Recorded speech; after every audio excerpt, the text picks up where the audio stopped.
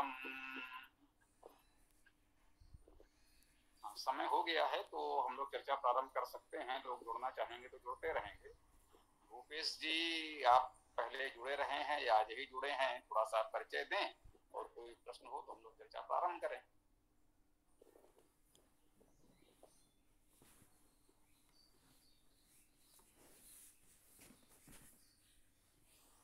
जी भूपेश जी बोलिए।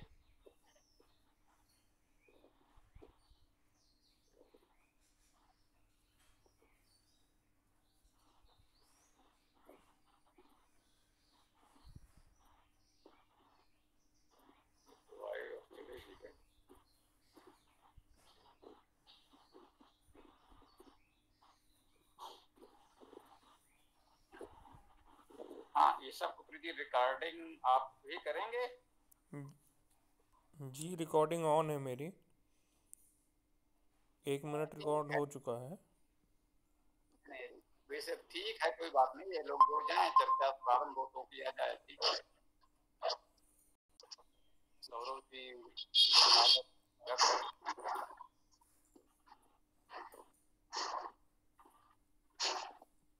हाँ सौरभ जी कुछ कहना चाहते हैं? कोई प्रश्न है तो बताएं।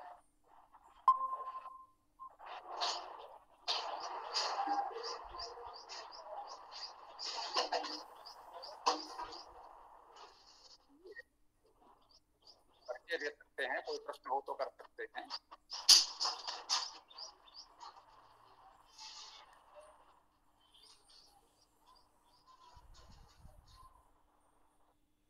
हाँ सौरभ जी, हाँ माइक आपका ऑफ हो गया।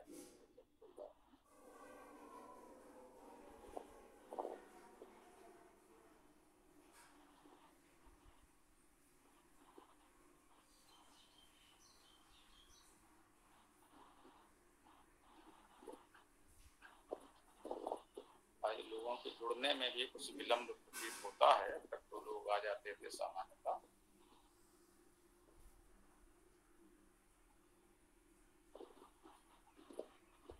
तो ईसा पुत्र जी, आप कुछ बताएं जो भी कहना चाहें।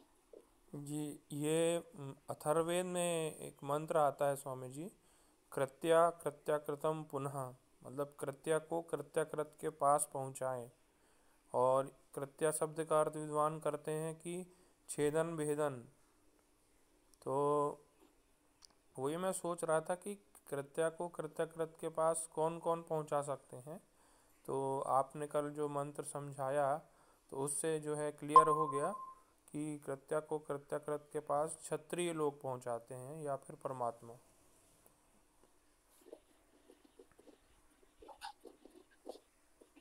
हाँ, ये ठीक है, आपके विचार के दृष्टि से तो उसका समाधान हो गया और ये बिल्कुल ठीक बात है।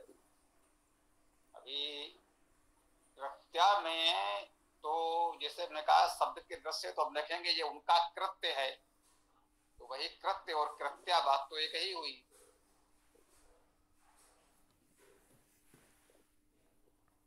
तो वो तो कृत्या का तो अर्थ यही हुआ जो किसी का कृत्य है। तो जो कृत्य है वो करने वाले के पास पहुंचेगा ही, स्वाभाविक रूप से मान लें। जहां वो जो कर्म कर रहा है, जो जिसका कृत्य है, उसका जो भी प्रभाव है वो तो उसको मिलेगा ही, सहज भाव से हम कहें तो। और शेष जो भी लोगों ने व्याख्या अलग से की है, उस दृष्टि से आपका समाधान हो गया, ये तो अच्छी बात है। प्रतिभा जी का स्वागत है। हरिओम, नमस्कार है गुरु जी। जी नमस्कार। आप पहले भी जुड़ते रहे हैं कि आज ही जुड़ रहे हैं? एक बार पहले जुड़ी थी मैं, संडे संडे ही जुड़ पाती हूँ, बाकी दिन नहीं जुड़ पाती हूँ क्योंकि मेरे मोबाइल से बेटी का कक्षा चलता है, इसीलिए। अच्छा, वो समय वही होगा। समय का प्रॉब्लम हो जाता है, 7:30 बजे का जो शाम का समय है, तो दिक्कत होती है। चलिए कोई बात नहीं। तो जो भी आपके प्रश्न हो वो आज कर सकते हैं। जो दैनिक कक्षा है उसकी रिकॉर्डिंग तो मिल ही जाती है आपको, तो वो सुन सकते हैं। तो दैनिक वाला तो आपको रिकॉर्डिंग से मिल जाएगा। और जो भी आपके प्रश्न हो रविवार को कर लें तो बात पूरी हो जाएगी, कोई ऐसी समस्या नहीं आएगी। जी धन्यवाद। वो रिकॉर्डिंग क्या इसी ग्रुप में, मतलब ग्रुप में आता है या मुझे यूट्यूब में जाके खोजना होगा, कुछ लिंक रहता है क्या? देखिए दोनों ही बातें हैं। यदि ग्रुपों में है तो वो दिया भी जाता है, और यूट्यूब पर जब आप पहुंच ही गए हैं तो जो भी नई रिकॉर्डिंग लोड होगी वो सबसे ऊपर अपने आप वहां दिखेगी। जी भाई यूट्यूब पहुंच गए हैं तो खोजने की आवश्यकता ही नहीं है, वहां तो सब क्रम से ही है। और जिस लिंक से आप लोग जुड़ते हैं उसमें भी उसकी लिंक, प्लेलिस्ट और सब दिया ही होता है यूट्यूब का। तो यूट्यूब जो कहीं भी ग्रुप में लिंक देंगे तो उसका उद्देश्य यही तो है कि यूट्यूब तक आप पहुंचे, और यूट्यूब पर आप पहुंच ही गए हैं तो कोई समस्या ही नहीं है। ठीक है ना? जी धन्यवाद। हाँ, तो वो रिकॉर्डिंग अपना जब आपको समय मिले देख सकते हैं, उसमें तो कोई ऐसी बात नहीं है। और उससे जो भी प्रश्न आपके मन में आए उसको रख लें, लिख लें, जैसा भी उचित समझें, और रविवार को हम लोग मिलते हैं तो उसकी चर्चा कर लें। कोई भी प्रश्न आपका हो तो बताइए, हम लोग उसी दिशा में चर्चा प्रारंभ करेंगे।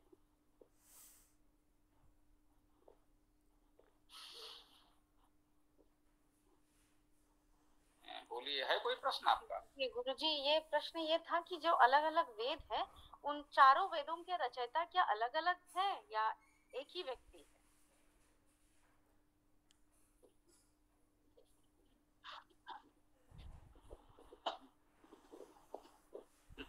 देखिए मैं आपको थोड़ी सी जानकारी देने का प्रयास करूंगा कि जो कक्षा की प्ले लिस्ट है उसमें आप देखेंगे ये अब तो लगभग 6 मास हो गए हम लोगों को ये करते हुए इस कक्षा में।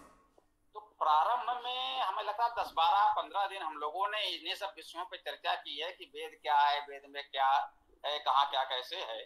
तो जब समय मिले उसको देख लेंगे तो विस्तार से सारी बात हुई है। फिर भी आपका जो भी प्रश्न होगा आज तो हम उसका थोड़ा सा प्रयास करेंगे ही बताने का।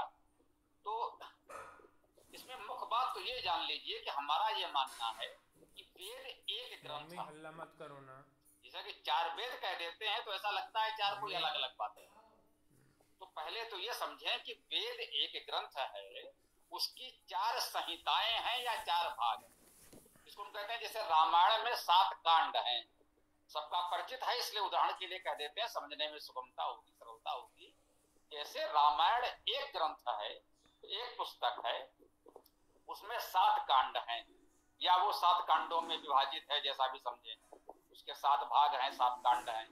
उसी तरह से वेद एक पुस्तक है, उसमें 4 संहिताएं या उसके 4 भाग हैं जिसको संहिता कहा गया, ऋग, साम, अथर्व, यजु। तो एक वेद पुस्तक के ये 4 भाग हैं जिसको ये 4 संहिता कहते हैं, ऋग संहिता, साम संहिता, अथर्व संहिता, यजु संहिता। तो इस रूप में देखें, पहली बात तो यही है कि वो एक पुस्तक है। तो जब अलग अलग पुस्तक ही नहीं है तो वो संभावना ही समाप्त हो जाती है। हाँ, इसमें ये दो मत अवश्य हैं कि आर्य समाज की परंपरा में ये बात पर्याप्त प्रचारित हो गई है कि इन 4 संहिताओं को सृष्टि के आदि में 4 अलग अलग ऋषियों ने प्राप्त किया। जैसे अग्नि ऋग्वेदा, सूर्याद सामवेदा,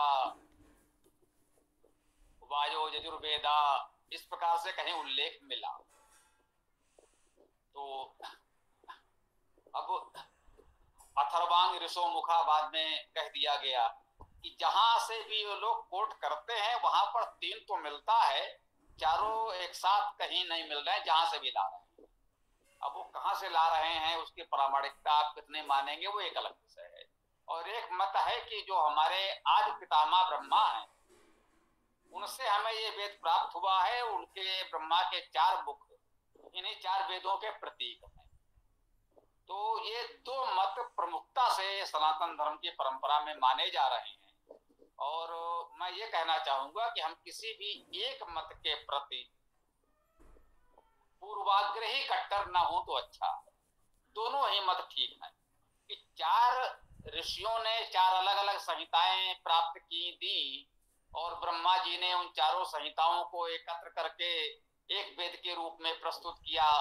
प्रथम उसके संपादक थे और उनसे लोगों ने सीखा, ऐसा कहते हैं तो भी ठीक है। और एक ब्रह्मा जी ने इस वेद को प्राप्त किया और उसके बाद धीरे धीरे उस ब्रह्मा जी के मानस संतानें, मानस पुत्र हुए, उन्होंने ब्रह्मा जी से सीखा और लोगों को सिखाया और इस प्रकार से परंपरा आज तक चली आ रही है। यदि ऐसा कहते हैं तो भी कोई हानि नहीं है, दोनों स्वीकार कर सकते हैं। अति प्राचीन काल में वास्तव में क्या कैसे हुआ था ये हम कुछ प्राचीन ग्रंथों से ही जान सकते हैं और कोई साधन नहीं है। और जब दो प्रकार के वर्णन मिलते हैं तो दोनों को स्वीकार करने में मुझे कोई आपत्ति नहीं है। तो इसको मेरे ख्याल से आपकी बात का उचित समाधान बात हो गई होगी। बताएं अगर और कोई बात है तो। जी धन्यवाद।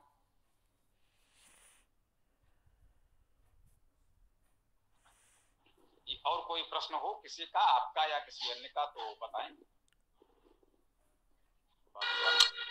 स्वामी जी नमस्ते। स्वामी जी, ये जो समाज में शब्द चलता है धृष्ट, ढीठ, तो ये शब्द क्या समानार्थक है या धृष्ट कोई जो आदमी एक किसी जिद को पकड़ लेता है और उस तरह का अपना कोई बंधा हुआ व्यवहार करता, उस आशा में इनको प्रयोग किया जाता है?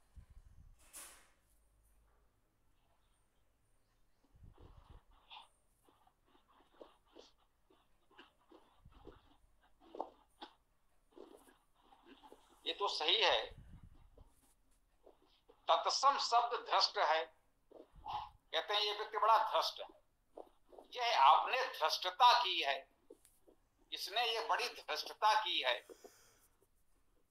एक तो ये है। और ये कहते हैं ये ढीठ है, तो ढीठ लोक भाषा का शब्द है, इसे हम अपभ्रंश कह सकते हैं। तो एक मत ये हो सकता है कि धृष्ट का अपभ्रंश ढीठ है, धृष्टता को ढिठाई कह सकते हैं, एक मत ये हो सकता है।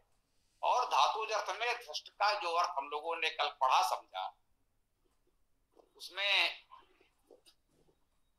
एक प्रकार का अर्थ हम लोगों ने जाना, दोनों लगभग एक से भी हैं और थोड़ा सा अंतर भी कह सकते हैं, है ना। ढीठ जो हम लोग कहते हैं कि भाई कुछ भी हो उसे अपनी बात पर अड़े रहना है, जिद पर है, जिद्दी है, तो उस अर्थ में ढीठ का प्रयोग होने तो लगा है लोक में, लेकिन इसी को कह सकते हैं कि अर्थ विपर्य परिवर्तन थोड़ा सा। धृष्टता में जो बात आई है वो तो ये है कि हम उसे एक प्रकार का दुस्साहस भी कह सकते हैं, थोड़ा सा अशिष्टता कह सकते हैं। धृष्टता में जो हम कहते हैं कि भाई धृष्ट है, एक बड़ों के सामने जिस तरह जो बात नहीं कहनी चाहिए वो उसने कह दिया, कह देता है, तो वो धृष्टता वाली बात हो गई। ढिठाई में, ढीठ होने में ये भाव बहुत कुछ तो है, और जो बात आपने कही कि बिल्कुल वो किसी बात पर जिद पकड़े हुए है, अड़ा हुआ है, जिद्दी है, ढीठ में वो अर्थ भी लोक में आने लगा है, ऐसा कह सकते हैं। तो चूंकि अलग अलग शब्द हो गए तो इस प्रकार से अभ्रंश होने पर, लोक व्यवहार में प्रचलित होने पर विचरण वाला अर्थ महत्वपूर्ण हो जाता है लोक में। परंतु जो वेद में आएगा या एक मानक साहित्य में आएगा तो वहां तो उसी प्रकार का अर्थ ग्रहण करेंगे जो भी धातु अर्थ संभव है, उचित है, और लोक व्यवहार में जो भी अर्थ उसके साथ जुड़ जाता है वो ग्रहण किया ही जाता है। ये भी सच है, जैसे हमने बुद्ध और बुद्धू की चर्चा की और ऐसे बहुत से शब्द हैं, ठीक है ना। स्वामी जी, उसी तरह से जो शब्द इसका इस्तेमाल बहुत ही नकारात्मक रूप से करते हैं, जिद्दी बोल करके, तो उसका तो मतलब ये कि वो व्यक्ति अपने किसी बात को लेकर के निर्णित हो चुका है, जिसे अंग्रेजी में डिटरमाइंड कहते हैं, दृढ़ संकल्प हो गया, तो फिर वो शब्द तो धृष्टता और ढीठपने से अलग हो जाता है। जी, इसमें सकारात्मक और नकारात्मक का भाव। डिटरमाइंड जैसे आपने कहा दृढ़ निश्चय, दृढ़ निश्चय एक सकारात्मक शब्द है कि हमने किसी अच्छे कार्य को करने का संकल्प लिया और हम दृढ़ निश्चयी हैं उस विषय में कि जो भी विघ्न बाधा आएगी, समस्या आएगी तो आएगी, जो भी कठिनाई आएगी तो आएगी, हम जूझेंगे, लेकिन हम अपने इस सत संकल्प पर, अच्छे उद्देश्य पर लगे रहेंगे। ये है किसी अच्छे कार्य के ऊपर दृढ़ संकल्प होना। और जिद पकड़ लेने में नकारात्मक भाव है कि वो स्वयं भी समझ रहा है कि उसकी बात सही नहीं है। एक असत्य बात के लिए अब उसने कहा जिद पकड़ ली तो पकड़ ली, अब जो भी होगा पंचों की बात सब ठीक है लेकिन खूंटा यहीं गड़ेगा। ये हो गई जिद, जो नकारात्मक भाव से कहते हैं। तो दृढ़ संकल्प होना अच्छी बात है, सकारात्मक भाव है। उसमें ये होता है कि अच्छे कार्य के प्रति दृढ़ता दिखाना कि जो भी विघ्न बाधाएं संकट कठिनाई आएगी उनका सामना करते हुए हम अपने इस अच्छे कार्य के लिए, अपने इस अच्छे लक्ष्य के लिए लगे रहेंगे। और वो ठीक होने में एक नकारात्मक भाव है कि हम गलत तो हैं लेकिन हमारी बात ठीक नहीं है, हम भी जानते हैं, लेकिन अब ठीक है, हम तो उसी पर अड़े रहेंगे। तो मेरे विचार से इसमें ये अर्थ या ये अंतर हो सकता है। धन्यवाद स्वामी जी। और किसी का कोई प्रश्न, कोई बात हो तो बताएं। हाँ, क्योंकि रविवार की कक्षा तो अनवरत चर्चा के लिए ही है। जो भी प्रश्न हो जिसका भी बोलिए। स्वामी जी, जैसे कि किसी व्यक्ति ने कोई बहुत बुरा कर्म किया, तो और वो जो कर्म है उसका बुरा कर्म वो जो है हमारे मन में भी आ गया, तो क्या हमको भी उसका पाप लगेगा? थोड़ा स्पष्ट करें, कर्म किसी ने किया और हमारे मन में आ गया से क्या अर्थ हुआ? जैसे कोई किसने बहुत बुरा कर्म, जैसे मान के चलो जो स्त्री के प्रति कोई बुरा कर्म किया, और वो कर्म जो है हमारे मन में भी आ रहा है कि ऐसा हो रहा है इस टाइप, तो क्या हमको भी उसका फल मिलेगा क्योंकि हमारे मन में भी बुरा विचार आया है?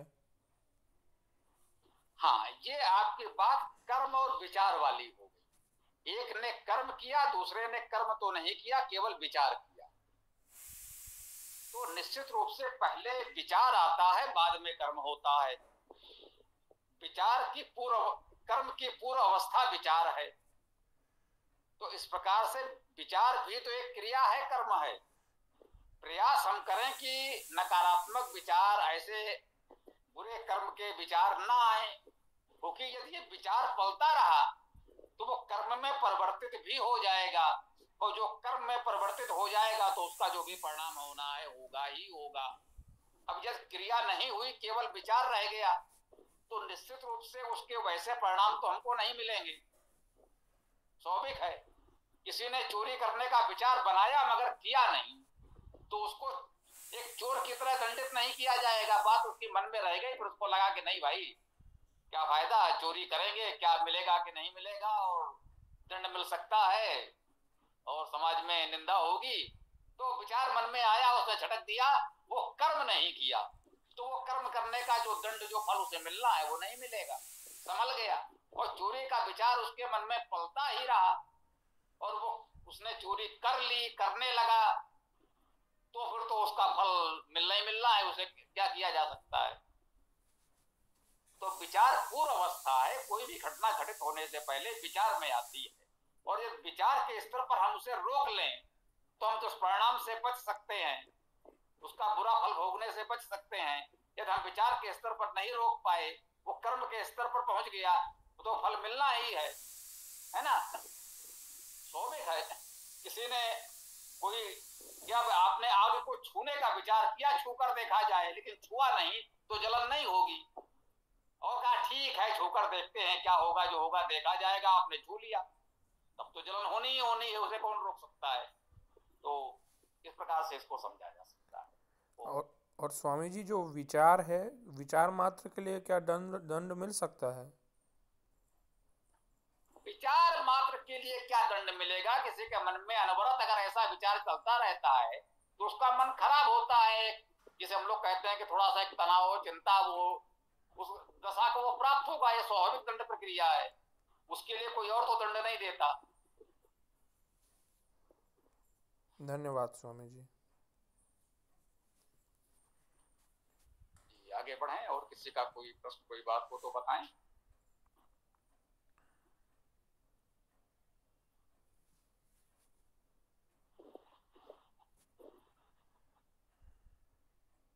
सीताराम जी आ गए हैं, स्वागत है आपका। कुछ वो आपके मन में तो आप भी बोलिए, चर्चा चलती रहे, विराम ना हो।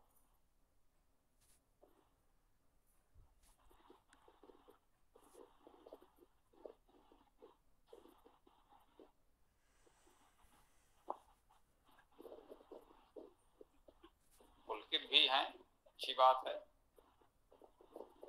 तो चर्चा चलती रहे, है ना, विराम न हो। इसको जो भी बोलना हो बोलिए।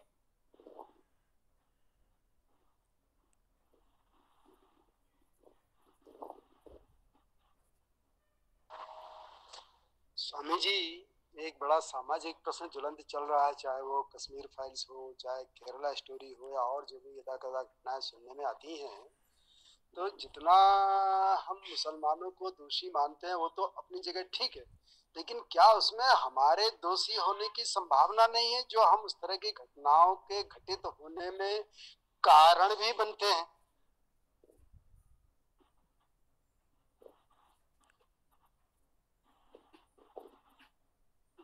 देखिए, इन घटनाओं के लिए आपने बहुत सही बात कही है। वास्तविकता यही है कि उनसे अधिक हम दोषी, वे दोषी हैं, ये तो ठीक है। जो ऐसा अपराध कर रहा है वो तो दोषी है ही, परंतु इसके लिए हम भी दोषी हैं और उनसे अधिक दोषी हैं, क्योंकि ये हमारी असावधानी जानबूझकर की गई हमारे भूल का है। एक ये होता है कि जाने अनजाने कोई भूल हो गई और किसी ने हमारी सरलता सहजता का लाभ उठा लिया।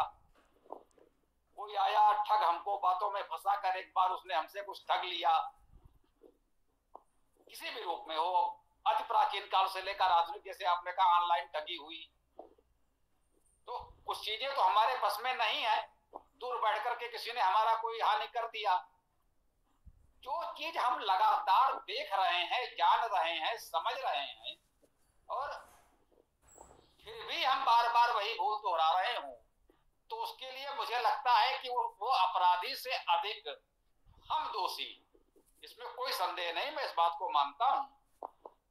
हमने वेद को छोड़ दिया, किसी घर में वेद नहीं मिलता, वेद का पाठ प्रवचन स्वाध्याय कहीं नहीं होता, हम अपने धर्म से जुड़े नहीं हैं, हमारे बच्चों को कोई जानकारी ही नहीं है।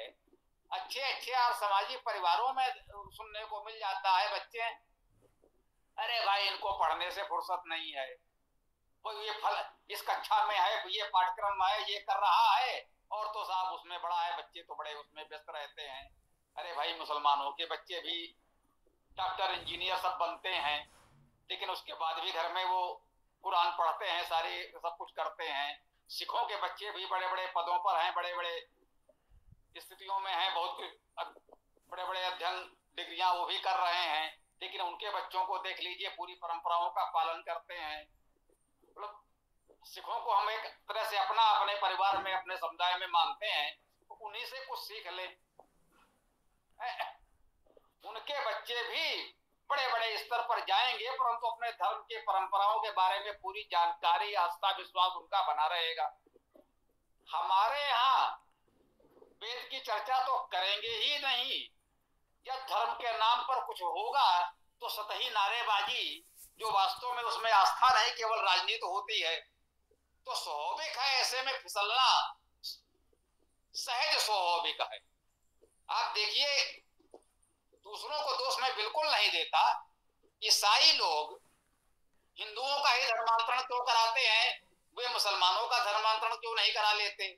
मुसलमानों में भी गरीबी है, मुसलमानों में भी अंधविश्वास है, तो मुसलमानों में भी कुरीतियां हैं। जैसा कि हिंदूवादी कहते रहते हैं, अरे भाई हिंदुओं पर ही प्रश्न क्यों उठाए जाते हैं, मुसलमानों में भी तो ये बातें हैं। हाँ बिल्कुल हैं, लेकिन समस्या ये है कि इसके बाद भी ईसाई मिशनरियां मुसलमानों का धर्मांतरण नहीं करा पाती, वो हिंदुओं का ही धर्मांतरण क्यों कराती हैं?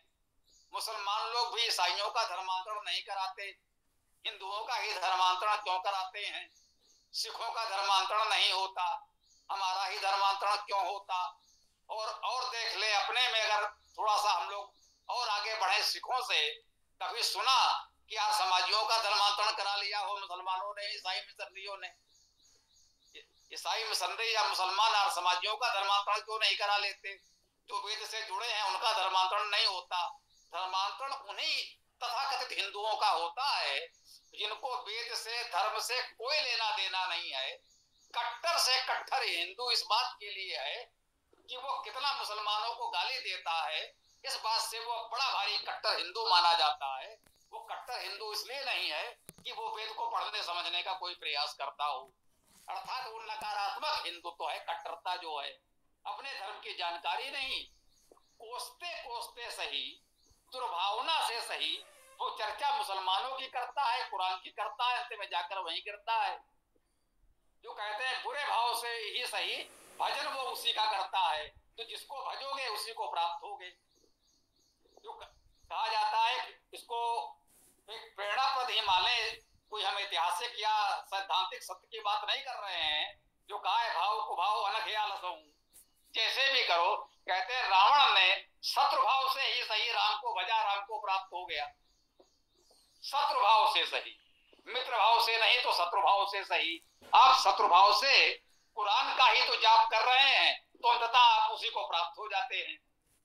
तो अच्छा हो यदि हम लोग वेद से जुड़े हों, अपने धर्म परंपराओं को माने और शालीनता से उसका अनुपालन करने का प्रयास करें। मैं कह रहा हूं पूरी तरह 100% कोई नहीं कर सकता, कम से कम ये माने तो कि हमारा वेद धर्म ग्रंथ है जिसे पढ़ना समझना चाहिए, और हो सके तो उसे जीवन में थोड़ा बहुत अपनाना भी चाहिए।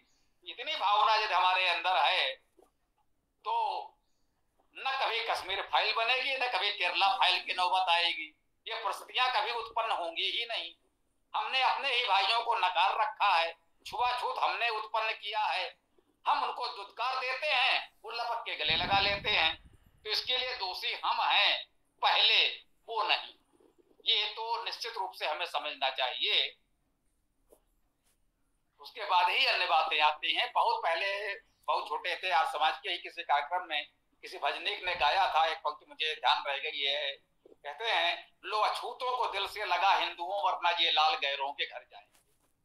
अगर तुम नहीं अपनाओगे, मंदिर में नहीं जाने दोगे, तो वो मस्जिद में जाएंगे, चर्च में जाएंगे, कहीं तो जाएंगे ना। तो मंदिर में गए, तुमने प्रवेश नहीं करने दिया, अगला देख रहा था, उसने प्यार से बुलाया, अरे आइए, इसी क्या बात है, आप हमारे भाई हैं, आप हमारे यहाँ आइए, लीजिए। आपने मंदिर में प्रवेश नहीं करने दिया, वो वहां जाकर के मौलवी हो गया। तो ये तो होता रहेगा। हमें अपने में सुधार करना आवश्यक है, ये बात बिल्कुल ठीक है मेरे विचार से।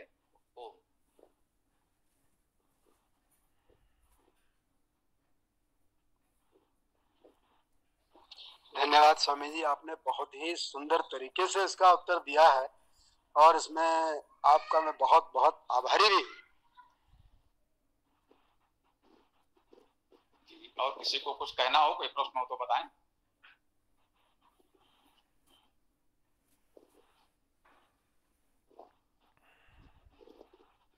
जी, चर्चा चलती रहे, विराम नहीं होना चाहिए, समय का सदुपयोग करें। बोलिए, जिसको जो भी कहना है। नमो गुरुजी। जी बताएं। प्रणाम। प्रणाम, बताएं। मैं बताऊं, मैं पूछूं कुछ? जी बोलिए। स्वामी जी, मैंने सुना है और मुझे अनुभव में भी आती है ये चीज कि वेद हमारी आत्मा के स्पंदन है, और हमने ये भी अनुभव किया है कि जब दृष्टा, दृष्टि और दृश्य एकाकार हो जाते हैं एक बिंदु पर, तो वो आत्मा है। अब यहाँ मेरा सवाल ये है कि जब हम कहते हैं कि आत्मा अचल है, अटल है, स्थिर, अनंत, शांत है, तो फिर उसके स्पंदन को वेद कहने के पीछे क्या अभिप्राय है कि आत्मा के स्पंदन ही वेद है? प्रणाम। जी, प्रश्न आपका उत्तम है, परंतु दार्शनिक है, थोड़ा सा कह सकते हैं कुछ गंभीर है। आत्मा क्या है ये समझा जाए, परमात्मा क्या है ये समझा जाए, स्पंदन क्या है ये समझा जाए, फिर इन सब चीजों को जोड़कर कोई निष्कर्ष निकाला जाए, तो इस एक बात में बहुत से गंभीर प्रश्न जुड़े हैं, जो एक प्रकार से दर्शन शास्त्र के अनुत्तरित प्रश्न हैं। अब आत्मा या परमात्मा के विषय में लोगों की अलग अलग धारणाएं हैं। किसी एक धारणा के अनुसार इसका उत्तर खोजेंगे तो कुछ और आएगा, दूसरा कोई दूसरे विचार से मानेगा। एक सर्वव्यापी चेतना है, समझिएगा, एक मान्यता है, एक सर्वव्यापी चेतना है, उसे हम परमात्मा कहते हैं। अब एक परिकल्पना है कि आत्मा उससे अलग चेतन सत्ता है, वो अनादि अनंत है, वो एक अलग चेतन सत्ता है। अब वो जो परमात्मा से अलग एक चेतना है, यूं कहें कि सूक्ष्म छोटी छोटी अनेक आत्माएं हैं, अनंत आत्माएं हैं, तो उन आत्माओं का स्पंदन वेद है। तो ये बात तो समझ में नहीं आएगी, यदि उन सबका स्पंदन वेद होता फिर तो कोई बात ही नहीं थी।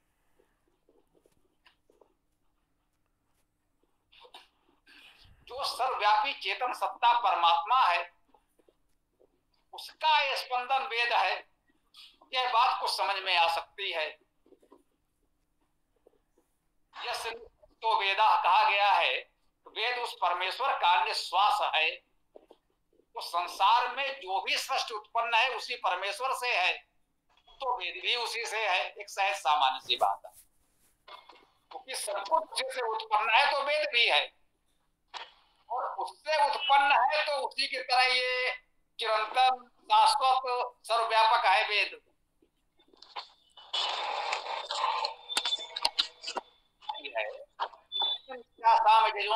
प्रतिष्ठिता रत्ना भावी वारा, हमारे मन में ये वेद स्वतः प्रतिष्ठित है, क्योंकि परमेश्वर सर्वव्यापक है, उसकी चेतना में वेद निहित है, शाश्वत है, इसलिए हमारे मन में वो स्वतः प्रतिष्ठित है। ये जैसा कि आपने कहा, किसी एक बिंदु पर जब केंद्रित हो जाएंगे तो एक प्रकार से वो जागृत हो जाएंगे, प्रकट हो जाएंगे, जो भी मान लीजिए सुसुप्त अवस्था में वो सर्वत्र इस रूप में व्याप्त तो है। इस रूप में समझे तो कुछ समझ में आ सकता है। आप कुछ कहना चाह रहे हैं तो बताइए।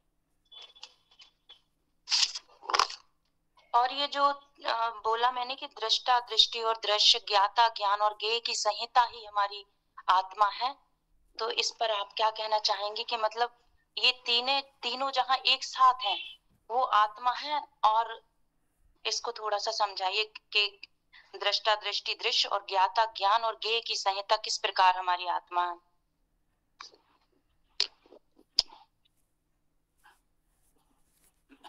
लोक में इसे यूं समझ सकते हैं कि दृष्टा मैं हूं, और मान लीजिए मैं आपको देख रहा हूं तो आप दृश्य हो गए। दृष्टि जो देखने की प्रक्रिया है वो दृष्टि है, तो वो तो अमूर्त है। जब कोई किसी को देख रहा है तो दृष्टि वो हो गई उत्पन्न, या दृष्टि हम नेत्रों को कह लें, देखने का साधन कह लें, तो उसका तो कोई बात नहीं। जब कोई देखा जा रहा है तो नृत्य तो ये जो दृष्टि है, हमारी जो आंख है वो देख रही है, तो देखने वाला जिसको देखा जा रहा है, आंख उधर दृष्टि केंद्रित है तभी तो वो दिख रहा है, वरना दिखता ही नहीं। अब योग में जैसे त्राटक आदि की प्रक्रिया है या ध्यान केंद्रित करने की बात है, हमने आप पर अपना ध्यान पूरी तरह केंद्रित कर लिया, एक अवस्था में आकर के हम एक हो गए, ये एक ध्यान की चरम स्थिति कहलाती है। यही थोड़ा सा आगे बढ़ करके समाधि की अवस्था कही जाती है। थोड़ा वो अगर पूरी तरह से वो केंद्रित हो जाए, एक स्थायित्व ले ले, तो उसे समाधि की अवस्था कह देते हैं। इसी को एकाकार होना भी कहा जाता है, कह सकते हैं। तो मेरे विचार से तो कुछ इसी प्रकार से समझा जा सकता है। और कुछ आप कहना चाहें या हरि जी कुछ कहना चाह रहे हैं तो कह सकते हैं, स्वागत है, बोलिए।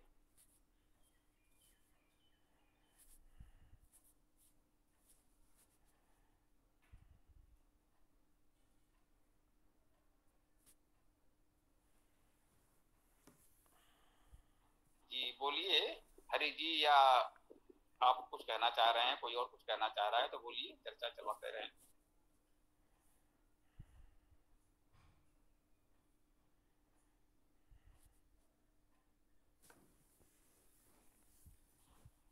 आपका नाम इसमें एक गागर क्या लिखा हुआ है? जी ये मेरी चैनल का नाम है, गागर में सागर उसी पे आईडी बनी है मेरी। अच्छा अच्छा, ये आपका यूट्यूब चैनल है? हाँ हाँ हाँ, मेरा चैनल है। अच्छा, आपने अपना नाम नहीं, चैनल का नाम रखा हुआ? आरती अक्षरा है, अक्षरा मेरा कवित्री वाला नाम है, मैं कविताएं लिखती हूँ, और आरती मेरा नाम है, और गागर में सागर मेरी चैनल है। आप हैं व्हाट्सएप पर तो आपसे चर्चा है ना? जी जी जी भाई। तो ये आपने परिचय दे दिया होता तो और अच्छा लगता, थोड़ा जल्दी हम लोग और जुड़ गए होते। देखिए ये जो कहते हैं कि हम लोग जुड़े हुए तो थे, लेकिन यहाँ पर वो परिचय नहीं आने पाया। यदि इसमें अर्थ अच्छा लिखा होता तो मैं समझ जाता। चलिए अच्छी बात है, परिचय होना। तो बहुत अच्छा लगा आपसे मिल करके। वहां भी मिले, हम देख रहे हैं कि आप बहुत अच्छी चर्चा कर रहे हैं, बहुत जी अच्छा रहे हैं, बहुत अच्छा पढ़ रहे हैं, है ना? जी जी। ये है उससे अच्छा पढ़ते हैं। तो ये मैंने आपको कहा था कि वेदायन को यदि आप अपना स्वर दें तो आप चैनल पर भी उसे डाल सकते हैं, हम लोग अपने यूट्यूब चैनल पर भी उसे डाल सकते हैं। वेदायन वेद के सूक्त हैं, चारों वेदों के चुने हुए सूक्त हैं। वेदायन को लघु वेद कहते हैं हम लोग। चारों एक लघु रूप बन गया है, चारों वेदों के चुने हुए सूक्त हैं और उसका काव्यानुवाद भी है। अच्छा अच्छा। मंत्र का सरल पाठ है, मंत्र को गाया जा सकता है। हाँ हमने कहा बहुत सी गजलें हैं, हाँ। आप वेद सूक्तों को गजल की तरह गाइए और उसका अनुवाद भी बहुधा उसी छंद में, जिस छंद में जिस लय में वेद मंत्र है उसी छंद में बहुधा है, सर्वत्र नहीं है लेकिन बहुधा है। तो अगर उन मंत्रों को और उनके काव्यानुवाद को आप गाएं तो मुझे लगता है कि बहुत अच्छा होगा। वेद में लोगों की रुचि बढ़ेगी, प्रचार प्रसार में हमें सुगमता होगी, लोगों को थोड़ा सा उसमें अच्छा लगेगा। बिल्कुल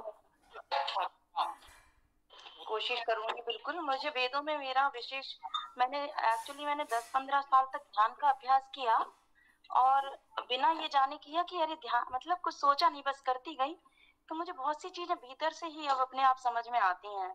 जो कहते हैं ना, ज्ञानम चेतना या निहितम। तो जैसे ही ध्यान से मेरी चेतना थोड़ी विस्तारित हुई तो मुझे ऑटोमेटिक चीजों की पकड़ में आने लगी, उसका जो सार तत्व है वो। तो मुझे बहुत इंटरेस्ट आता है इन सब चीजों में। वो तो है, हम देख रहे हैं कहीं ना कहीं आपसे हमारा लगाव इसी रूप में हुआ। एक आत्मीयता, अपनापन बढ़ता गया जब हमने आपके संवाद को देखा, लेखन और गायन को देखा। कहीं ना कहीं लगा कि आप इस समाज के लिए बहुत उपयोगी हैं। तो संभवतः अभी सीधे वेद से आपका उतना जुड़ाव नहीं हो पाया है जो अपेक्षा। हाँ हाँ बिल्कुल सही। मुझे लगता है वेद को और अपना लें तो जो कुछ भी है उसे एक पूर्णता, एक तरह से मैं कहूँ तो प्राप्त हो जाएगी। बिल्कुल सही है। पहले से पूर्णता है तो अलग विषय है, लेकिन मुझे लगता है कि वेद भी उसमें आ जाएगा तो ये कह सकते हैं कि मंदिर का कलश स्थापित हो जाएगा। बहुत बढ़िया। वेद ही है जो कंप्लीट नॉलेज है। बिल्कुल। तो उसमें यही है कि थोड़ा सा ये वेद वाली पुस्तक यदि आपके पास हो तो इस में दैनिक हमारी कक्षा है, आप जुड़ सकते हैं यदि समय हो, कर सकें। साप्ताहिक में तो रहें ही रहें और आप चाहेंगे तो व्यक्तिगत रूप से अलग से भी हम आप बात करके जो भी हमें है, मतलब उसका लयात्मक छंद के अनुसार पाठ जितना मैं कर सकता हूँ मैं आपको बता दूंगा, सिखा दूंगा। बिल्कुल। अपने अच्छे स्वर में, जो मैंने देखा है आप बहुत अच्छा पढ़ते हैं, जब उस तरह से आप गाएंगे तो निश्चित रूप से आकर्षण बढ़ जाएगा, उसकी उपयोगिता बढ़ जाएगी। बिल्कुल बिल्कुल। तो ये है कि इसमें थोड़ा सा ये विषय भी हम स्वीकार करते हैं कि निःशुल्क हम किसी को कुछ नहीं देते, आर्थिक स्थिति भी ऐसी नहीं है और सिद्धांत रूप में भी हमारे गुरुजनों ने सिखाया है कि निःशुल्क उसका कोई मूल्य नहीं होता, लोग उसे हम बिल्कुल निर्मूल्य मान लेते हैं, मूल्य वस्तु को। तो और भी कुछ ऐसी है, वो भी एक कारण है। तो हम यही कहेंगे कि जो भी आप उचित समझें, कुछ सहयोग डॉक्टर जो भी अगर कुछ आ जाएगा तो जो हमसे होगा कुछ तो आपको भेज ही देंगे। जैसा हमने कहा, वेद, व्याकरण और इतिहास 3 मुख्य विषय हैं हमारे। हम प्रयास करेंगे कि आपको किसी स्तर पर भेज दें। अगर आपने देखी होगी तो जो उचित समझें, लेकिन एक न्यूनतम ये छोटा सेट हम चाहेंगे आप तक पहुंच जाए तो बिल्कुल बिल्कुल समाज के लिए उपयोगी होगा, ऐसा मुझे लगता है। बिल्कुल। बहुत बहुत आभार आपका, आपने मुझे इतने ध्यान से सुन के मेरा संकट का समाधान किया। बहुत आभार। जी, तो देख लीजिएगा आगे जो भी संभव है, आप जुड़े रहें हमारे साथ, बहुत अच्छा लगेगा। जी जी जरूर। जी भी जुड़े हैं, तो ये बहुत समय बाद आप भी संभवतः जुड़ पा रहे हैं, तो कुछ चर्चा में हम लोग आगे बढ़ें। हाँ, जिसको जो भी कहना है कहिए, बोलिए, अगला प्रश्न जो भी किसी का हो। स्वामी जी, क्या ये बात सत्य है कि ईश्वर की उपासना को छोड़ करके बाकी सब जो भी है इस संसार में सब दुख रूप है? देखिए, हम इतने तो नहीं हो सकते, ये जो वैराग्य भाव है ना, भजी राम सब काम बिहाई, उस स्तर पर तो हम नहीं जाना चाहते। संसार के सारे कर्तव्य कर्मों का त्याग कर केवल राम राम जपना, पराया माल अपना, ये तो हमें वेद ने नहीं सिखाया है। वेद ने यही सिखाया है, कुर्बन्ने वे है कर्माण जिजी विशेष सतम समा। हम 100 वर्ष जीने की इच्छा तो रखते हैं, लेकिन कर्म करते हुए निकम्मे बन के नहीं। निष्काम होना एक बात है कि हम बहुत स्वार्थ की कामना ना हो, वहां तक तो ठीक है, परंतु हम कोई कर्म ही ना करें, ये ठीक नहीं है। तो हमें सदैव कर्मशील रहना है। संसार में परिवार समाज के प्रति जो हमारा दायित्व है उसका निर्वाह करते रहना है, और इसके साथ साथ जो ईश्वर की उपासना संभव हो वो हमें करते रहना है। धन्यवाद स्वामी जी। अभी मैं व्हाट्सएप पे देखने लगा, मैंने अच्छा आपने बताया अभी घर पे बोले वहाँ चलना है, सवेरे आपने बताया वो बात तो मुझे याद नहीं, वो बात तो मुझे वही बात तो तुम्हें, लेकिन वो तो मुझे पता लग गई, लेकिन उसके बावजूद मैं अभी वहाँ बैठा था इनके यहाँ, तो मैंने अभी व्हाट्सएप पर नहीं पढ़ा, और अच्छा मेरी गलती है, मैंने 4-5 दिन का मोबाइल। हाँ जी, और किसी को कोई प्रश्न हो, कुछ कहना हो तो बताएं। स्वामी जी, आपकी अनुमति से ये चीज और जानकारी में लाना चाहता हूँ, जैसे भी इनका प्रश्न था कि दृष्टा, दृश्य और ज्ञेय, तो ये संभवतः गीता जी के अध्याय 9 या 4-5 में कहीं पर आया हुआ है, क्षेत्रम क्षेत्रमति इति ज्ञेयम ज्ञेयगुतम करके, उससे शायद उनको कुछ समाधान मिल सकता है।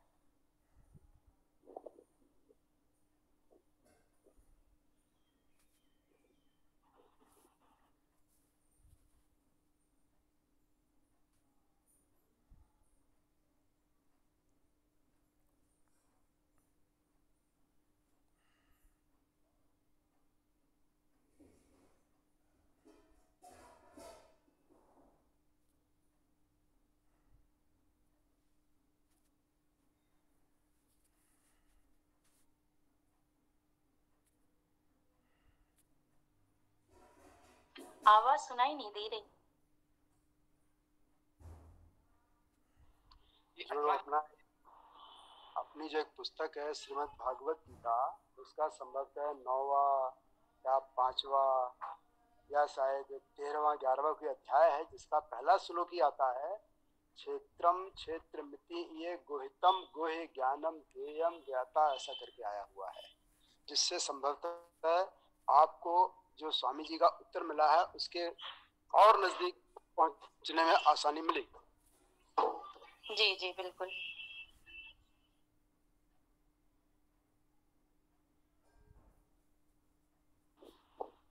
जी, और किसी को जो भी कहना हो, चर्चा को आगे बढ़ाते रहें, बोलिए। गुरुजी, हो सकता है आपने बता भी दिया हो, पर शायद मैं उपस्थित नहीं था। श्लोक और मंत्र में क्या अंतर है वो आप शायद।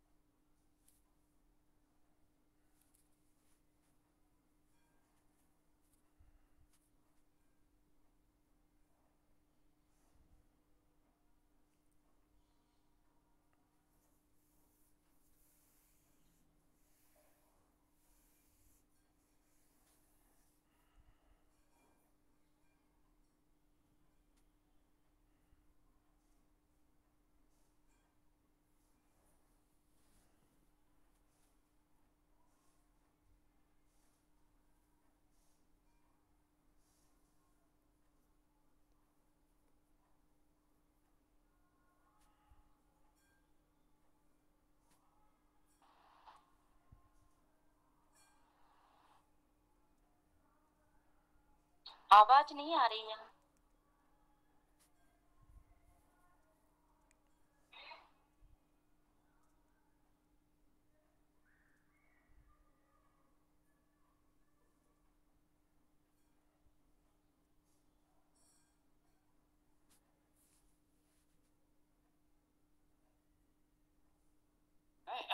तो ना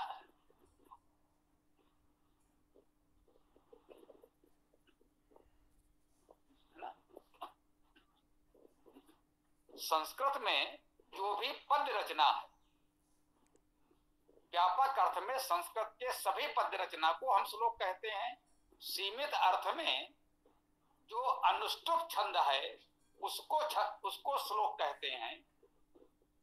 ठीक है, ये दो अर्थ तो ये संस्कृत भाषा में श्लोक के हुए। संस्कृत भाषा में की गई कोई भी पद रचना श्लोक है, और विशेष रूप से जो अनुष्टुप छंद है वो श्लोक है। अब मंत्र क्या है? मंत्र का शाब्दिक अर्थ लेंगे तो उसका अर्थ है विचार। जो मनन चिंतन से निकलता है वो विचार।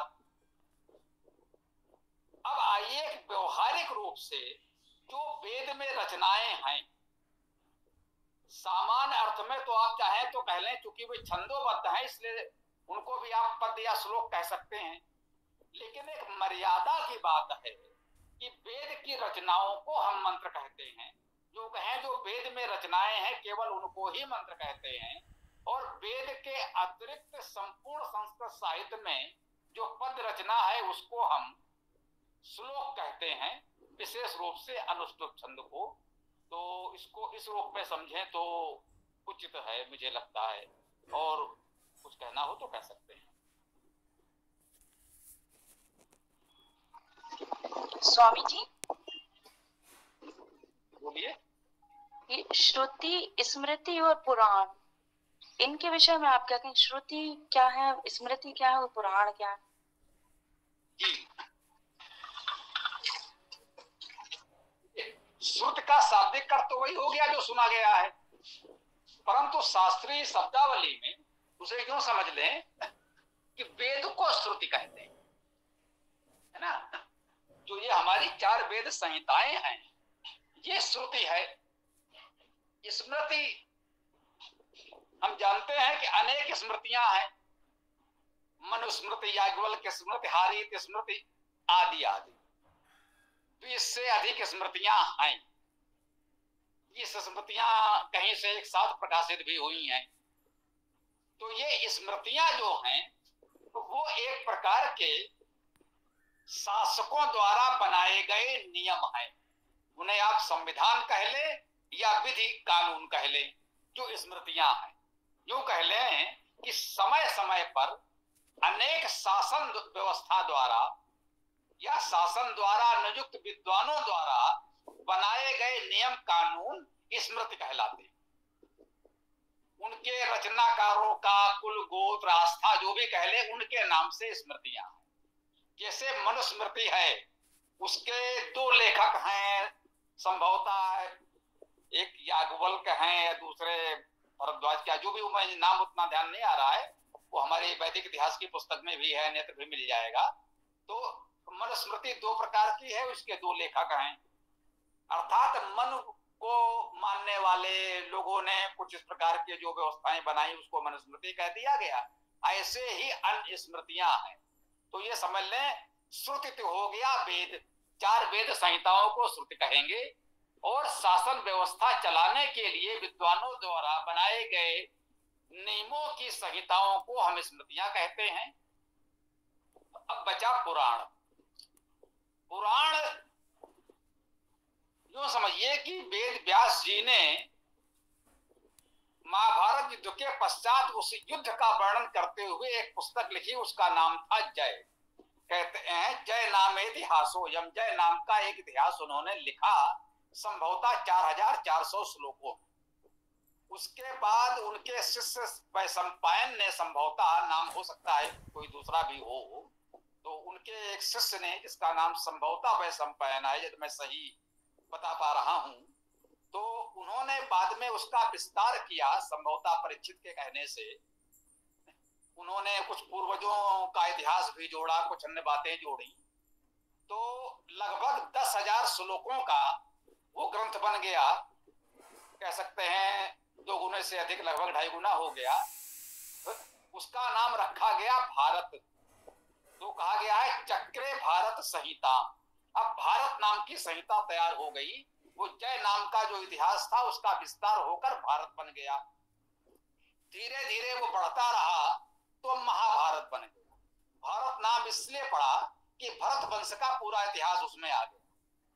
जय पुस्तक में केवल महाभारत युद्ध का वर्णन था, और उसके बाद जो भारत बना उसमें भरत वंश का पूरा इतिहास आ गया, तो भारत कहलाया। उसके बाद देश भर का इतिहास उसमें समेटने का प्रयास चलता रहा। सारी विचारधाराएं जो भी लोगों की विद्या थी सब उसमें जोड़ी जाती रही, तो वो महाभारत हो गया।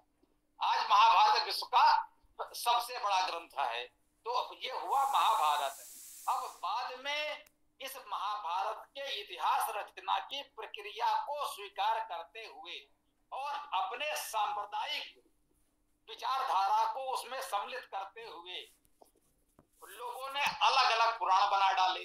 उसके लिए ये भी कहते हैं एकदा नैमिषारण्य। ये नैमिषारण्य में कुछ ऐसे बुद्धिजीवी व्यास के अनुयायियों का कोई सभा सम्मेलन हुआ और लोगों ने अपने अपने विचार, अपनी अपनी जानकारी वहां प्रस्तुत की एक संगोष्ठी की तरह, और उन सबकी जानकारियों को एकत्र किया गया तो एक नई पुस्तक तैयार हुई। उसका नाम एक नया पुराण रख दिया गया। जैसे एक बार सम्मेलन हुआ तो विष्णु पुराण तैयार हो गया, अगली बार इसी प्रकार का एक सम्मेलन हुआ तो मत्स्य पुराण तैयार हो गया, फिर ऐसे ही कोई संगोष्ठी बैठी तो उसमें अग्नि पुराण, वायु पुराण आदि तैयार होते चले गए।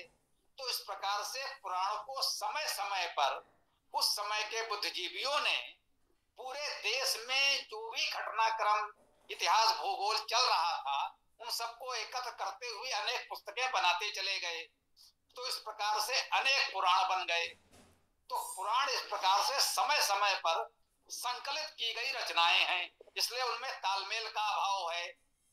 अनेक पुराण एक दूसरे की निंदा करते हुए दिखेंगे, एक दूसरे के महानायकों की निंदा करते हुए दिखेंगे। एक ही पुराण में अनेक विरोधाभासी बातें कही जाती हुई मिलेंगी, क्योंकि वो किसी एक व्यक्ति की व्यवस्थित रचना नहीं है, वो समय समय पर किए गए संकलन है। तो इन पुराणों की एक बड़ी उपयोगिता ये है कि पूरे भारत का इतिहास, भूगोल किसी न किसी रूप में बिखरा हुआ, अव्यवस्थित सही उसमें मिल जाता है। ये उसका बड़ा उपयोग है। उसका नकारात्मक पक्ष ये है कि उसमें जो ये धार्मिक संप्रदाय कहें, धार्मिक दुकानदारी चलाने वाले पंडित पुरोहितों ने अपने बहुत सी परिकल्पनाएं, अंधविश्वास ठूस दिए हैं, तो इस रूप में पुराण थोड़ा उसको नकारात्मक हो गए हैं। इसलिए बहुत शुद्धतावादी विद्वानों ने पुराणों को बिल्कुल नकारने का प्रयास किया है। तो हम मानते हैं कि विवेक पूर्वक पुराण का अध्ययन कर सकते हैं, इतिहास और भूगोल की सामग्री तो उससे प्राप्त कर सकते हैं, परंतु धार्मिक मान्यताओं की दृष्टि से पुराणों का कोई महत्व नहीं है। मेरे विचार से आपकी बात यदि पूरी हो गई हो, कुछ और कहना चाहें तो कह सकते हैं। जी धन्यवाद। आपने कहा कि श्रुतियां वेद हैं, और श्रुति को जितना मैं समझती मतलब सुनी हुई, सुनना। और मैंने ये भी सुना है कि जो वेद की ऋचाएं हैं वो मंत्र दृष्टा ऋषियों ने देखी हैं, मतलब दर्शन किया है। तो वो देखी है तो फिर श्रुति किस तरह से, क्योंकि वो तो ऋचाएं दिखी हैं उनको, ऋषियों को। जी उत्तम प्रश्न है, इसको समझना आवश्यक है। कहते हैं ऋषियों मंत्र दृष्टारा, ऋषि मंत्रों के दृष्टा हैं, बिल्कुल सत्य है। वेद के मंत्र श्रुति हैं, यह भी सत्य है। इन दोनों के बीच हमें तालमेल बैठाना है, ये बिल्कुल सत्य है। जैसा कि अभी एक बात आई थी कि वेद किससे कैसे आया, वो 4 ऋषि और ब्रह्मा जी की चर्चा मैंने की थी, जिसका जो भी प्रश्न था आपने सुना है? आपने नहीं, वो वाला नहीं सुना मैंने। ये बात आपने सुनी थी, जो वेद की रचना प्रक्रिया आई थी 4 ऋषि या ब्रह्मा जी? नहीं, तब मैंने ज्वाइन नहीं किया था। थोड़ा सा ले लेते हैं संदर्भ उसका। वेद हम तक कैसे पहुंचे, इस विषय में दो प्रमुख मान्यताएं हैं, चर्चा कर चुके हैं, इसलिए बहुत संक्षेप में कहेंगे। एक मान्यता ये है कि सृष्टि के आदि में 4 ऋषियों को ईश्वर से ये 4 संहिताएं प्राप्त हुई, और एक मानता है कि हमारे आदि पितामह ब्रह्मा जी थे, उन्होंने हमें वेद दिए, उन्होंने उस सर्वव्यापी परमात्मा से प्राप्त किए या जैसे भी किए। मनुष्यों को वेद ब्रह्मा जी से मिल, और ब्रह्मा जी के 4 मुख 4 वेदों के प्रतीक। तो जो समझिए आदि काल में चाहे 4 ऋषियों को 4 संहिताएं मिली या एक ब्रह्मा जी को पूरा वेद मिला, उससे उनके मानस पुत्रों ने, शिष्यों ने, लोगों ने वेद को सीखा। तो स्वाभाविक है उस समय लेखन आदि की तो उतनी अच्छी व्यवस्थाएं थी नहीं, पता नहीं लेखन की प्रक्रिया प्रारंभ हुई थी नहीं हुई थी, यदि हुई थी तो कैसी थी, कागज का आविष्कार नहीं हुआ था ये तो निश्चित है। हो सकता है भोजपत्र तालपत्र जैसा हम लोग सुनते हैं, प्राचीन काल तक लोग लिखते आए हैं, वृक्षों के पत्तों पर, छालों पर लिखते रहे होंगे। तो सामान्यतः गुरु से सुनकर ही सीखते थे, ये परंपरा आज भी चली आ रही। पहले यही एकमात्र तरीका था गुरु से सुनकर सीखना। मान लीजिए ब्रह्मा जी से उनके मानस पुत्रों ने अर्थात शिष्यों ने ब्रह्मा जी से सुनकर सीखा, कंठस्थ कर लिया, फिर उन्होंने अपने शिष्यों को इसी प्रकार सिखाया, उन्होंने अपने शिष्यों को सिखाया, ये परंपरा चलती रही। अब धीरे धीरे वो जैसा कि हमने कहा तालपत्र भोजपत्र आदि पर लिखने की परंपरा कुछ विकसित हो गई, बड़ी उसमें होने लगा, तो लिखा जाने लगा। तो श्रुति परंपरा से चूंकि वेद चला इसलिए उसे श्रुति कहते हैं। मुख्य बात उसमें यह है क्योंकि वेद का अध्ययन अध्यापन श्रुति परंपरा से चला, और आज भी श्रुति परंपरा बहुत कुछ जीवित है। कहते हैं दक्षिण में एक बड़ा वर्ग है जो इस परंपरा को जीवित रखे हुए है, उनकी प्रामाणिकता भी है, सम्मान भी है। कहते हैं हमारी छपी हुई पुस्तकों में तो त्रुटि हो सकती है, वे जो पढ़ देंगे वो अंतिम सत्य होगा, उससे अपनी पुस्तक में सुधार कर लीजिए, उनके पढ़ने में दोष नहीं होता, ये सम्मान उनको अभी भी प्राप्त है। तो श्रुति परंपरा के कारण उसको श्रुति कहते हैं। ऋषियों मंत्र दृष्टारा का आशय ये है कि उस मंत्र का जो अर्थ है, जो उसका भाव चिंतन है, उसको उन ऋषियों ने अध्ययन अध्यापन निषिध्यासन ध्यान आदि जो भी आप कह लें, चिंतन मनन के द्वारा इतना स्पष्ट कर लिया कि उसको कहते हैं हस्तामलकवत। एक उदाहरण है संस्कृत में आपने सुना होगा, हाथ पर रखे हुए आंवले की तरह स्पष्ट दिखना। तो वो मंत्र उस दृष्टि को इतना स्पष्ट हो गया जैसे हाथ पर रखा हुआ आंवला, तो वो ऋषि उस मंत्र का दृष्टा कहलाया कि बिल्कुल स्पष्ट है, उस पर उसे कोई संदेह नहीं है। उससे हम उस मंत्र की चर्चा करके संतुष्ट हो सकते हैं, भाई इस मंत्र में क्या कहा गया है, क्यों कैसे कहा गया है, वो बहुत स्पष्ट रूप से समझता है और हमें समझा सकता है। इस अर्थ में उसे कहा गया है ऋषियों मंत्र दृष्टारा। तो श्रुति परंपरा के कारण वेद को श्रुति कहा जाता है, और उसके अर्थ भाव को इस प्रकार से स्पष्ट देख समझ लेने के कारण ऋषियों को मंत्र दृष्टा कहा जाता है। ऐसा हमारा अध्ययन चिंतन से विचार बना है, अन्य लोगों के अन्य विचार हो सकते हैं। स्वागत। नहीं, बहुत बढ़िया बताया आपने। एक चीज और मेरे मन में उठ रही है कि मैंने कहीं पढ़ा है और मुझे बड़ी अच्छी लगती है वो लाइन, मेरे अनुभव में भी है कि यो जागार तम ऋचा कामयन्ते, कि जागी हुई चेतना की कामनाएं ऋचाएं भी करती हैं। तो मैं आपसे ये पूछना चाह रही हूँ कि ऋचाएं किस तरह से जागृत चेतनाओं की कामना करती हैं?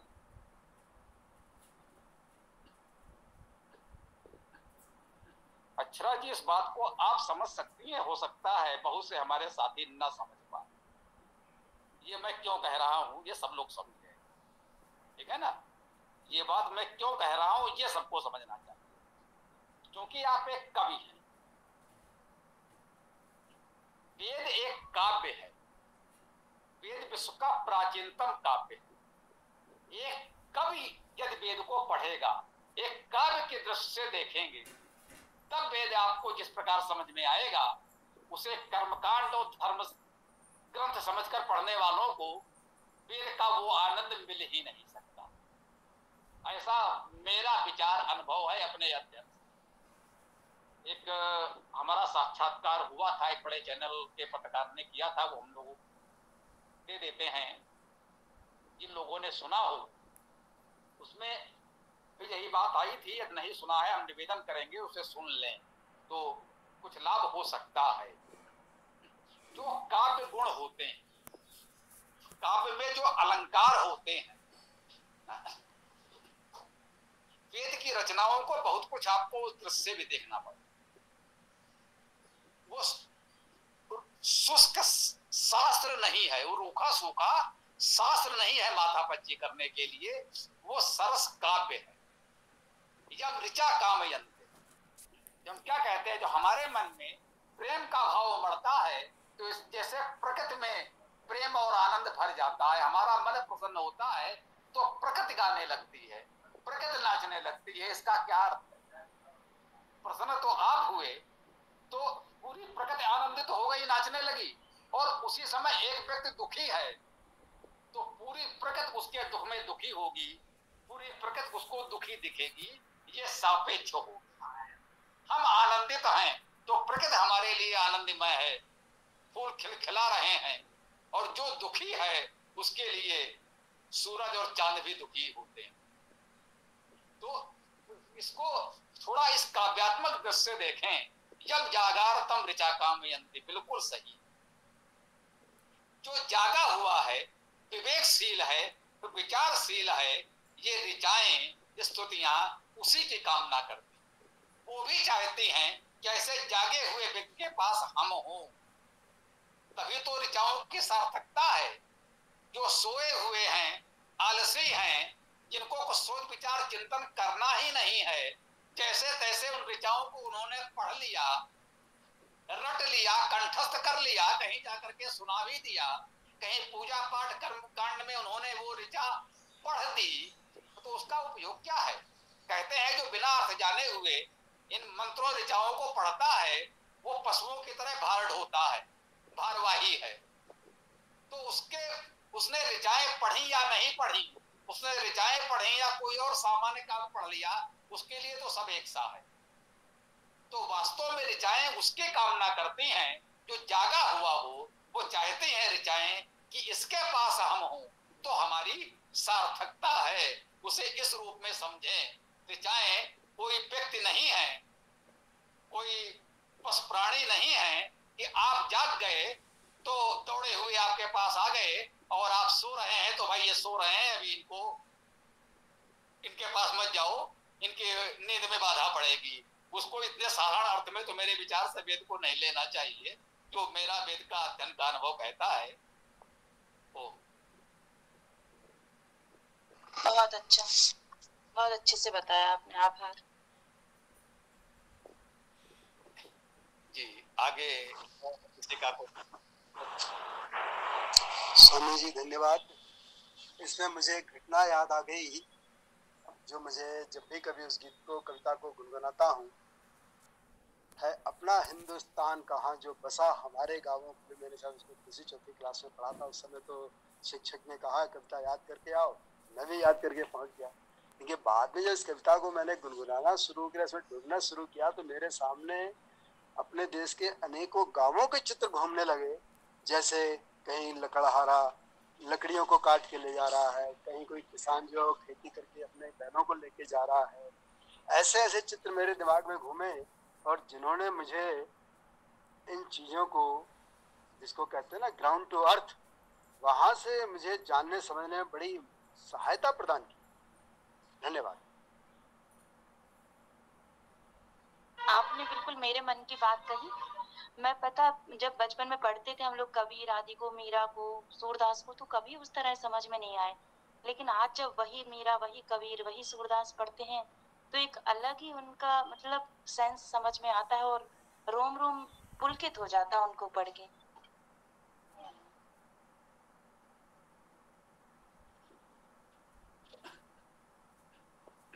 बिल्कुल सत्य है भाई। बचपन में हमने पढ़ा, हम बच्चे थे तो हमारी चेतना, विवेक, बुद्धि इतना विकसित नहीं था ना, तो हमने शब्दों को पढ़ा और बस उस कक्षा में उस स्तर पर ले आए। धीरे धीरे जब हम विकसित हुए कबीर तो तब समझ में आएगा ना जब आप स्वयं कबीर हो जाए। कबीर को समझना प्राथमिक कक्षा के बच्चे के बस की बात तो नहीं है। मैंने भी प्राथमिक कक्षाओं में कबीर को पढ़ा, तो उस समय हम उसको उस तरह तो नहीं समझ सकते थे जिस तरह आज हम समझते हैं। कई बार मैं कबीर की चर्चा इस रूप में कर देता हूँ तो लोगों को बड़ा अटपटा लगता है कि वेद भाष्यकार, वेदों के इतने बड़े पैरोकार कबीर की बात इस तरह कैसे करते हैं। भाई चेतना का स्तर तो वही है। तो कबीर को समझने के लिए, उसका आनंद लेने के लिए हमें कबीर होना पड़ता है, और वो बच्चा नहीं हो सकता। प्राथमिक कक्षा में हमारा वो स्तर नहीं था। हाँ, आज हम आप उस स्तर पर हैं। जब कबीर के स्तर पर जाकर कबीर को पढ़ते हैं फिर जो आनंद आता है उसकी तो बात ही अलग है। और जो इस स्तर पर नहीं है उसको वो आनंद नहीं आएगा। आज भी वो शब्दों को वैसे ही रटता रहेगा, स्वाभाविक है। शायद इसी कारण से गीता को जितने लोग पढ़ते हैं उतने ही अर्थ लगाते हैं, क्योंकि जो जिस चेतना में स्थित होकर पढ़ रहा है वो वैसे ही अर्थ निकालेगा, और जो कृष्णमयी चेतना में स्थित होकर पढ़ेगा तो वो वही अर्थ निकालेगा जो कृष्ण के अर्थ हैं।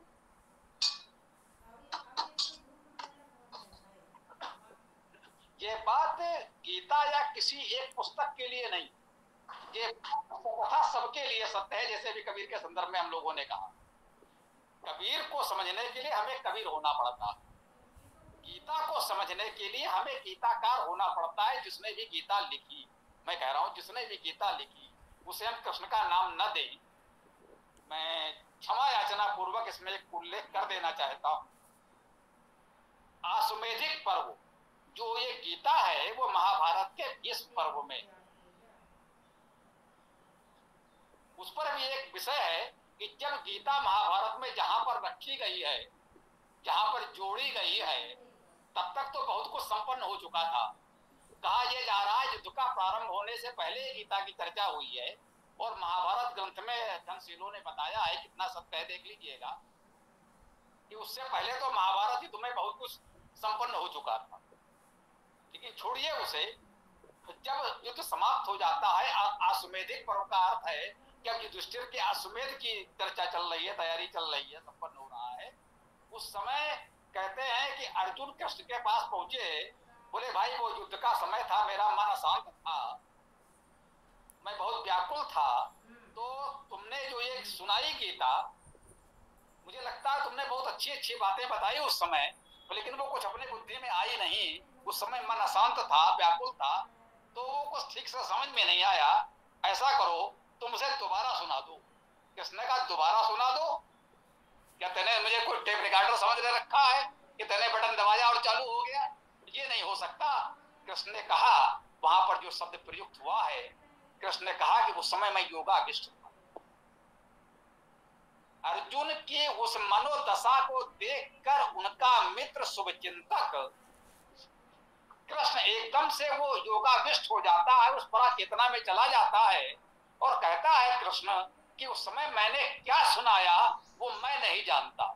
उस समय कौन बोल रहा था वो कोई और था, मैं नहीं बोल रहा था। अगर तुझे लग रहा है कि तेरा ये भाई, तेरा ये मित्र, तेरा ये बहनोई जो तेरे सामने खड़ा है ये कुछ बोल रहा था, तो ये तेरा भ्रम है। मैंने कुछ नहीं बोला। उस समय पता नहीं कहां से वो धारा आई, मैंने बोला और तेरे सुना, जो उद्देश्य था पूरा हो गया। अब तो मुझे भी नहीं ध्यान है कि उस समय मैंने क्या क्या बोला था, क्योंकि मैंने तो कुछ बोला ही नहीं। कृष्ण की भूमिका तो केवल स्पीकर की थी, बोल तो कहीं से कोई और रहा था। तो ये बात कृष्ण स्वयं कह रहे हैं, कोई दूसरा नहीं कह रहा। तो अब कृष्ण को पता नहीं मैंने क्या बोला, अर्जुन को ध्यान नहीं मैंने क्या सुना। अब ये तीसरा कौन था जिसके पास रिकॉर्डिंग थी, जिसने बाद में इसे लिख मारा? एक प्रश्न तो ये बड़ा गंभीर है इस दिशा में सोचने को, हालांकि दिशा दूसरी हो गई। जब कृष्ण से कहा अर्जुन ने सुना दे, तो कृष्ण ने कहा वो तो नहीं, लेकिन कुछ और उससे संबंधित कुछ बातें मैं सुना देता हूं। उसको अनुगीता कहा गया। छोटी गीता वहां फिर से आ गई, कृष्ण अर्जुन का संवाद, उसे अनुगीता कहा। तो जो मूल गीता है उसे कृष्ण भूल चुके, जो वक्ता है अर्जुन भूल चुका, जो श्रोता है किसी तीसरे ने सुनी नहीं। अन्यथा किसी तीसरा कोई होता तो दोनों उसके पास चले जाते, कहते भैया तेरे पास रिकॉर्डिंग है, सुना दे। तो कोई तीसरा भी था नहीं। तो इसको यूं समझना चाहिए कि किसी भी मनीषी ने, जिसने भी गीता लिखी, वो बहुत महान आध्यात्मिक व्यक्ति था, बहुत अच्छा साधक था। उसने कृष्ण और अर्जुन के नाम से ये संवाद लिख करके हमको बहुत अच्छी आध्यात्मिक जानकारी देने का प्रयास किया। वो अनाम लेखक है। उस अनाम लेखक के हमें आभारी होना चाहिए जिसने लिखा। हो सकता है जितनी बातें उसमें कही गई हैं उसका कृष्ण और अर्जुन के बातों से कोई संबंध भी ना हो, लेकिन जो बातें हैं वो अच्छी हैं, इसलिए हमें उसे सम्मान देना चाहिए और उसके लेखक को भी सम्मान देना चाहिए, वो जो भी है, जिसने भी और जब भी लिखा है। वो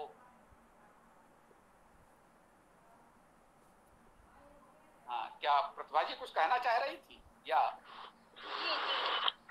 बहुत अच्छा। मैं ये बोलना चाह रही थी, आपने जैसा भी बोला कि गीता को कृष्ण ने कहा वो भूल गए और अर्जुन ने सुना वो भूल गए, कोई तीसरा था नहीं। पर वो जो संजय थे, जो धृतराष्ट्र को पूरा युद्ध क्षेत्र का वर्णन दे रहे थे, तो उन्होंने तो सुना था, संजय ने तो सुना था ना। थोड़ा विषयांतर हो जाएगा। संजय महल में थे, उनके लोग युद्ध क्षेत्र की प्रमुख घटनाओं की जानकारी उनको दिन भर की रिपोर्टिंग दे देते थे कि भाई आज युद्ध में क्या क्या हुआ, कितने मरे घायल हुए, कि कौन हारा जीता, कहाँ क्या मोर्चे पर हुआ, युद्ध की रिपोर्टिंग उनको मिलती थी। और ये तो आज कल्पना से परे है। ये सोचें कि तथाकथित दिव्य दृष्टि भी वहां बैठकर वो सब कुछ देख लेते थे। ये सब बाद में कवियों की अतिरंजित कल्पनाएं हैं, जो बहुत सी बातें प्रचलित हो गई हैं जो मूल ग्रंथों में है ही नहीं। दूसरी बात जो मैंने कहा कि यदि मान लेते हैं थोड़ी देर के लिए संजय के पास वो था ही, तो भैया कृष्ण और अर्जुन दोनों उसके पास चले जाते, भैया संजय तू ही सुना दे, हम लोग तो भूल गए, अब तो सुना दे। लेकिन कौनो संजय के पास नहीं गया, क्योंकि जानते थे उसके पास कुछ नहीं होगा। उसके पास तो मोटी मोटी युद्ध की घटनाओं की रिपोर्टिंग होती है, इसकी सीडी तो हो नहीं सकती, जो बातचीत हुई उसकी रिकॉर्डिंग तो हुई नहीं, वो तो संभव नहीं है ना। तो ये बिल्कुल थोड़ा अलग विषय हो जाएगा। चर्चा हम लोग अध्यात्म की कर रहे हैं और ये थोड़ा विषय अलग हो जाएगा। फिर भी चूंकि रविवार को हम लोगों ने उन्मुक्त रखा है, कोई भी विषय ले सकते हैं, इसलिए हम मना तो नहीं करेंगे, लेकिन इस रूप में इसको देखना चाहिए। मतलब अध्यात्म अलग विषय है और ऐतिहासिक घटनाक्रम, क्या संभव असंभव, क्या परिस्थितियां हैं, अलग विषय है। जैसे राम ने किसी पत्थर को छू दिया, वो महिला बन गई, एक स्त्री बन गई, ये रामायण में तो नहीं है, हो भी नहीं सकता क्योंकि ये संभव नहीं है। लक्ष्मण रेखा रामायण में तो नहीं है क्योंकि वो संभव नहीं है। रामायण के अनुसार तो 2 ही हाथ थे, अब ये 20 हाथ किसने कैसे कल्पना कर ली, रामायण में तो नहीं है। तो बाद में कवि अपनी कल्पना से बातों को बढ़ा चढ़ाकर अतिरंजित करके प्रस्तुत करता है, उसको रोचक बनाता है। उसको हमें शब्दशः सत्य नहीं मान लेना चाहिए। उसके पीछे का जो मूल भाव है, जो मैंने कहा कि जब आप कवि हैं तभी इन काव्यों को समझ सकते हैं। ये सब काव्यात्मक रचनाएं हैं। ये कवि होना, काव्य का विद्यार्थी होना, साहित्य का विद्यार्थी होना, तभी इसके पीछे के रहस्य को हम समझ सकते हैं। वो शब्दशः सच नहीं होते, उसके पीछे का जो रहस्य है वो काव्य के अलंकारों में छिपा होता है। उस रूप में हमें समझना चाहिए। मेरे विचार से ये है, बाकी जैसा भी हो, सबको विचार स्वतंत्रता है। मुझे मेरे 2 और उत्सुकता है, यदि आप आज्ञा दे तो। आज ये है, कुछ भी बोल। आज ये है कि एक तो जो आपने कहा वो रामायण में, हाँ ये सत्य है। देखिए वो रावण जो था वो तो 10 विद्याओं में माहिर था, इसलिए उसको जैसा आपने कहा सही बात है, 10 सर बना दिए हो, 10 हाथ पर, वो अलग चीज है। पर सत्य यही था कि वो 10 विद्याओं में माहिर था। अब ये जो महाभारत का जो प्रसंग आया उसमें गीता में मैंने जहां तक सुना है, मुझे पता नहीं पर सुना है कि गीता में जो आ शब्द है, वो कृष्ण भगवान कहते हैं कि मैं उसी शब्द में हूँ। ये सत्य है क्या? आ शब्द गीता का कृष्ण भगवान है? ये कहाँ तक सत्य है ये बात? देखिए, पहली बात तो कृष्ण भगवान एक जगरात होते हैं। मैंने अभी आपसे क्या बताया, वो कृष्ण तो एक व्यक्ति ही था हमारे आप जैसा। पहली बात तो इस सत्य को हम स्वीकार करें, कृष्ण भी हमारे आप जैसा एक व्यक्ति ही था, राम भी हमारे आप जैसा एक व्यक्ति था। हाँ, वो इतने महान हैं कि हमारे लिए आदरणीय है, पूज्य है, वो बिल्कुल ठीक बात है कि उन्होंने जो ऐतिहासिक पराक्रम किए वो सामान्य व्यक्ति नहीं कर सकता, इसलिए हम उन्हें अपना आदरणीय पूज्य मानते हैं। लेकिन अपने समय में वो व्यक्ति ही थे। रामायण और महाभारत में उनका वर्णन बिल्कुल वैसे ही है। गीता में कहीं कहीं ये काव्यात्मक अतिरंजना बहुत बढ़ गई है, यहाँ ऐसा लगने लगता है कि कृष्ण कुछ अलौकिक व्यक्तित्व है, परंतु आप महाभारत में जब देखेंगे तो अनेक स्थानों पर कृष्ण स्वयं कहते हैं कि भाई मैं तो मनुष्य की तरह प्रयास ही कर सकता हूँ, बाकी तू जाने और ईश्वर जाने। बोले जब लोग, चूंकि युद्ध का ही मुख्य विषय है, इतना ये लोग उलझ जाते तो कृष्ण कहता था कि भैया मैं क्या करूं, मैं तो प्रयास ही कर सकता हूं, बाकी तुम लोगों को नहीं सुनना है तो मरो जाके, मैं क्या करूं। मतलब लगभग ये बात कई बार कृष्ण ने जो त्रस्त होकर के यहाँ तक कहा है कि तुम लोग इसी के लिए अगर बने हो तो मैं क्या कर सकता हूँ।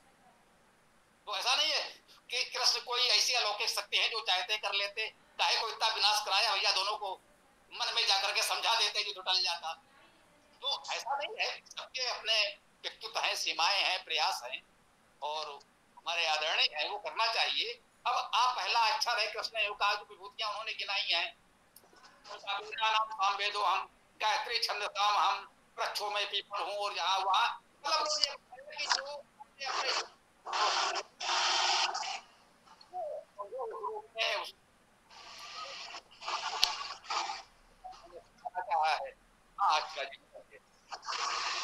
अरे धोखे से टच हो गया था। खैर मैं जो प्रतिभा जी ने पूछा है उसमें कुछ जोड़ना चाहती हूँ, अगर आपकी आज्ञा हो तो। प्रतिभा जी ने कहा कि मैं हूँ, तो जितना मैंने अपनी साधना से थोड़ा बहुत समझा है तो मुझे ये लगता है कि जो आ है वो पूर्ण ज्ञान का बीज है, मतलब बीज रूप में उसमें सब समाया हुआ है। तो कृष्ण वो पूर्ण ज्ञान के बीज हैं, और वही बीज फिर जैसे हमने पढ़ा का खा गा घा, तो जब हम का बोलते हैं तब भी उसमें आ छुपा हुआ है, खा बोलते हैं तो भी आ छुपा हुआ है।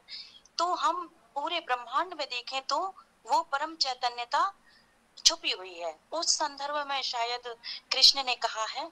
और जहाँ तक कृष्ण के सामान्य पुरुष और परम चेतना होने का है, तो हम सभी में भी वो चीज है, हम एक सामान्य से सामान्यतर भी हैं और उच्च से उच्चतम भी हैं। तो इसीलिए गीता में अगर हम देखें तो कहीं भी ये नहीं लिखा कि श्री कृष्ण उवाच, वहां पूरे गीता को उठा के देखें तो आप देखेंगे कि श्री भगवान उवाच, क्योंकि वो चेतना की जिस शिखरतम अवस्था में स्थित होकर बोल रहे हैं वहां वह उच्चतम चेतना है, कृष्ण है। ये मैं जोड़ना चाह रही थी। जी ठीक बात है, अच्छी बात बताई आपने। वही मैंने कहा ना, जो महाभारत में आसुमेधिक में कहा गया कि उस समय मैं योगाविष्ट था, उस समय मैं नहीं बोल रहा था, उस समय पता नहीं कहाँ से आ रहा था, मैं तो केवल एक स्पीकर की भूमिका में था। तो वास्तव में उस समय वो व्यक्ति नहीं बोल रहा था, उस समय तो पराचेतना कहाँ से क्या बोल रही थी। तो वो बिल्कुल सत्य है, जैसा आपने कहा हम सब वही व्यक्ति हैं और चेतना तो हमारे सबके भीतर वही है, सर्वव्यापी चेतना वही हम में है, आप में है, सब में है, वही कृष्ण में है, राम में है, सब में है। तो कब वो चेतना उस स्तर पर पहुंच जाती है हमको पता भी नहीं चलता। होता है कभी कभी हम सबके जीवन में ऐसी स्थितियां आती हैं कि, और जो अच्छे साधक हैं उनके लिए सरलता से आता है, अनेक बार आता है। तो निश्चित रूप से ऐसा व्यक्ति उस स्तर पर जब पहुंच जाता है तो उसे कोई पता नहीं रहता है कि अब मैं क्या कर रहा हूँ। तो जिनको इस बात का अनुभव है वो इसको समझ सकते हैं निश्चित रूप से। धन्यवाद, आपने हमारी बात को पूरा कर दिया, मैं यूँ कहूँगा। अच्छा जी, आभार आपका। और कोई महत्वपूर्ण बात हो तो करें, आज तो पर्याप्त समय हुआ, अच्छी चर्चा हुई, अच्छा लगा। फिर भी कोई महत्वपूर्ण प्रश्न है तो हम छोड़ेंगे नहीं। वैसे समय 11 से 12 का है, लेकिन जब चर्चा चलती है तो समय की सीमा नहीं होती, ये भी सत्य है। कोई महत्वपूर्ण बात हो तो आप कह सकते हैं, तो स्वामी जी जैसे ही बात चली कबीर की, तो कबीर जी का एक प्रसिद्ध साखी है, माला फेरत जुग गया गया न मन का फिर। ये मुझे बहुत जल्दी और बहुत तेजी से समझ में इसलिए आई, संभवतः शायद मैं इसका विरोधी भी रहा हूँ। अक्सर लोगों को दिखता था माला जपते रहते राम राम राम राम राम राम राम राम, क्या बकबक मचाए रहते लोग। तो इस विरोधी के होने के कारण मुझे चीज पकड़ में आई, और सबसे पहले मुझे स्फूर्ति दी कानपुर में। जब मैं अपनी मौसी के यहाँ गया था तो एक कंपाउंडर आए हुए थे, और हमारे नाना जी को इंजेक्शन लगाने के लिए उन्होंने अपने सीसी में से स्प्रिट का फोन निकाल के गर्म किया, तो हमने उनको बोला कि आपने तो एक पंथ दो काज कर लिए। बोले कैसे? एक तो आपने पानी गर्म कर दिया और उसी से स्प्रिट से फिर आपने जो है नाना जी को इंजेक्शन लगा दिया। तो उसने बोला अच्छा ठीक है, सुनो मैं आपको एक पंथ दो काज सुनाता हूँ। चलो मित्र देखन चले कवि सम्मेलन आज, जूतन की चोरी करे एक पंथ दो काज। तो वहां से मुझे तुरंत एकदम जो था घटनाक्रम घूम गया और माला फिर जुग गया गया ना मन का फिर। वो जो पढ़ा था मैंने कभी 1-1.5 साल पहले उन दिनों 10वीं क्लास में, तो ये मुझे तुरंत एकदम घूम करके चारों तरफ से आ गया कि लोग उसके किस तरह से हमको उसमें फंसाए रखते हैं कि मैं माला जपो माला जपो माला जपो, जप करो जप करो जप करो, लेकिन वास्तव में हमें करना क्या है ये कोई नहीं बताता। धन्यवाद। अक्षरा जी कहना चाह रहे थे क्या?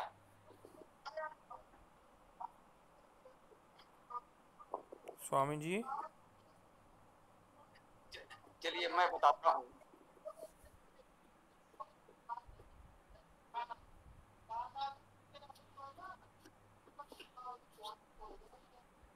जो आपने, हाँ एक तो अभी आपने कानपुर की बात की, तो कानपुर में तो मैं हूँ ही।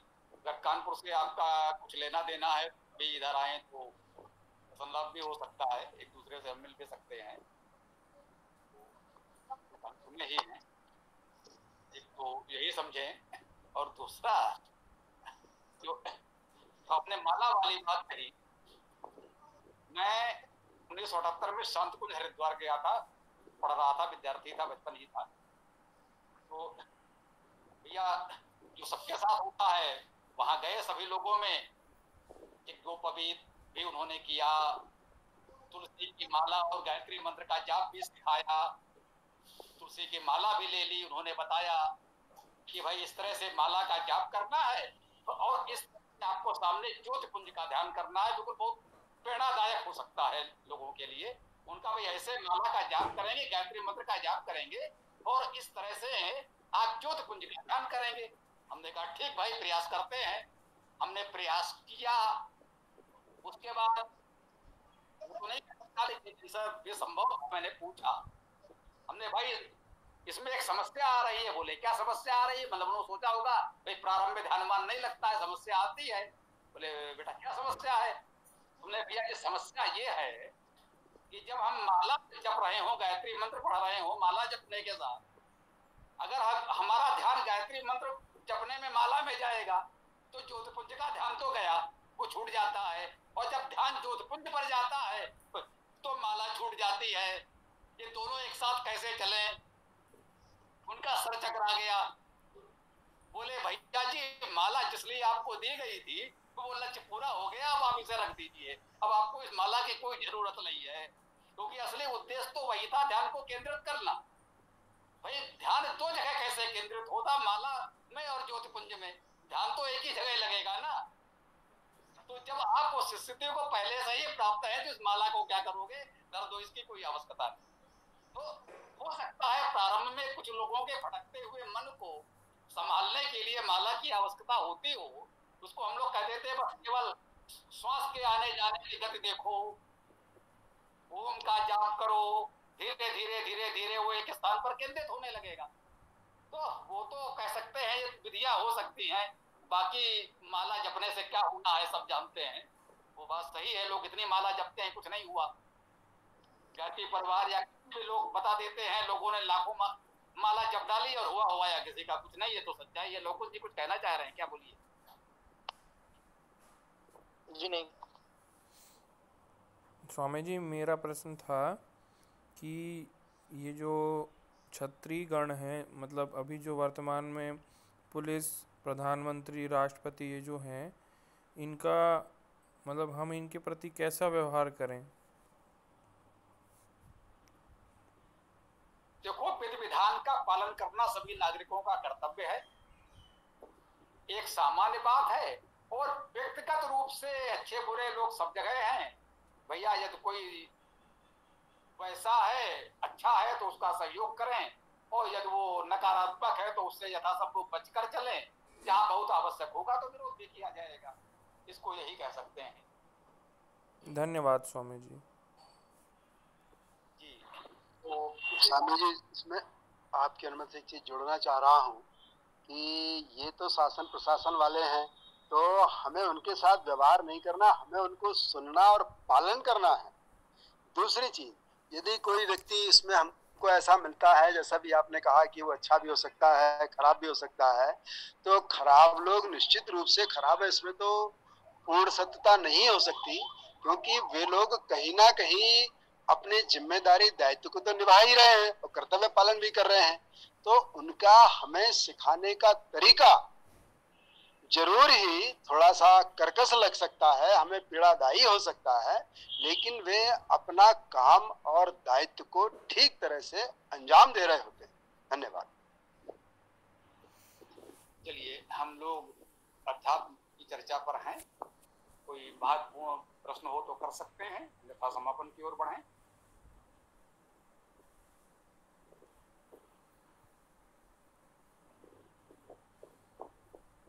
हाँ भाई, है किसी का प्रश्न या समापन किया जाए?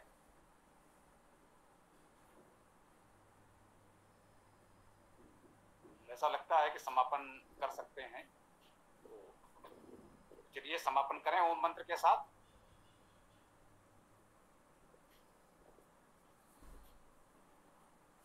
हाँ, कोई भी प्रारंभ करे। लोकुश जी, बहुत समय बाद आप आए, आप ही प्रारंभ करें। ओम मंत्र के साथ समापन करते हैं। बोलिए। हाँ। हो गया। क्लास 1 घंटा से इंतजार कर रही हूँ तेरी। हाँ। सेम कई दिन से बाद भाई, आप लोग हमको सुन पा रहे हैं? अब हमें ओम मंत्र के साथ समापन करना है। बोलिए। ओम यो असौ आदित्ये पुरुषः सो असौअहम् ओम खम ब्रह्म ओम खम ब्रह्म। सबको सादर नमस्ते जी। स्वामी जी, आपको भी सादर नमस्ते।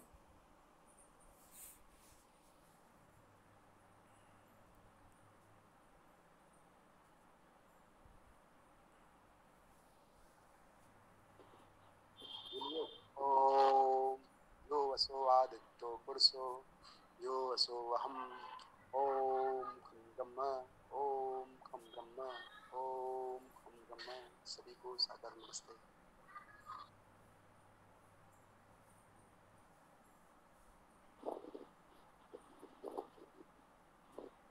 जी, ओम मंत्र बोलने जिसको भी बोलना है, तो समापन।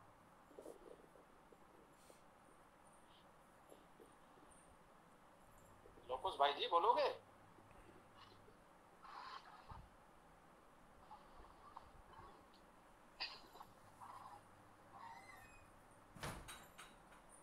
हाँ, अक्षरा जी, आप बोल रहे हैं?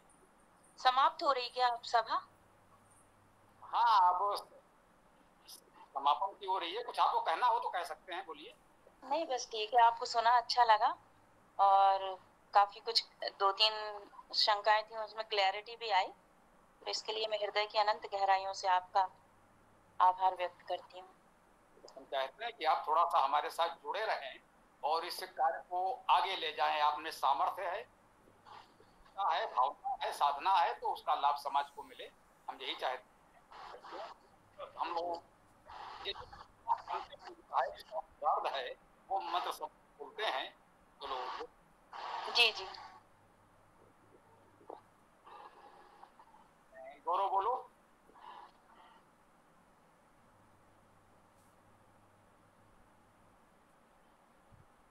गौरव। ओम यो असौ आदित्ये पुरुषः यो असौ अहम् ओम खम ब्रह्म ओम खम ब्रह्म। नमस्ते।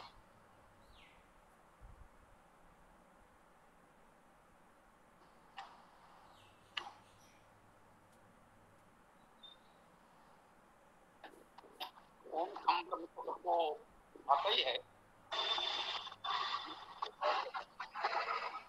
जब आप बोलने की स्थिति में है,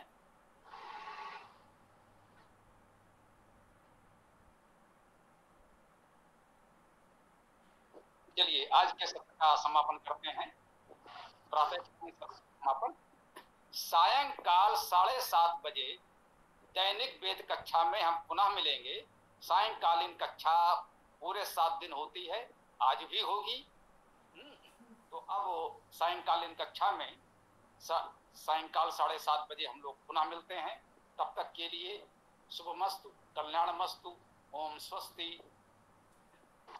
प्रणाम। ओम हम ब्रह्म, ओम हम ब्रह्म, ओम हम।